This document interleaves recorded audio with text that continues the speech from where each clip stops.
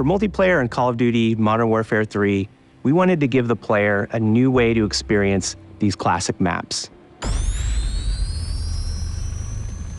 When we told the art team, we're gonna be making these maps, they lit up. They were like calling dibs on which ones they wanted to go get reference for. Maps really come through. They feel like they felt back then. And when you're playing high rise, when you're playing Estate, you feel really transported back.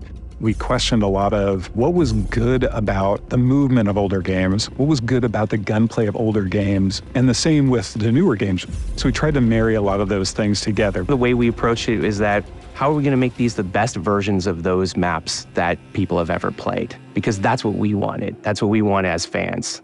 There are places where the metrics of the level are adjusted to fit more modern gameplay, but for the most part, it's going to feel incredibly similar. The biggest changes are really in a fidelity sense. Places like Afghan, where it might have been difficult to see somebody in some of the circumstances, we have new tools to make that both look better, but also read better, so that your target acquisition is improved. Favela is a map where it really pushed our opportunities to explore what you couldn't do in the old one and what you can do now.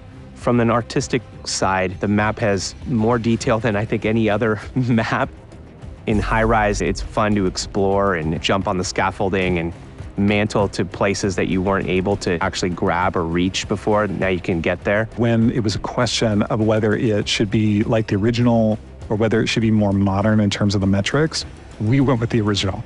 And we pushed very hard to make sure that that experience was as close to the original as we possibly could while we modernized the look of the map. I've seen people play it for the first time and they don't really know what they're gonna see, and when that load screen shows up for Favela or for Query, you see them light up like, oh my gosh, these are the maps that I've been hoping they would remake. The whole team here is super excited to bring all of these maps to fans everywhere.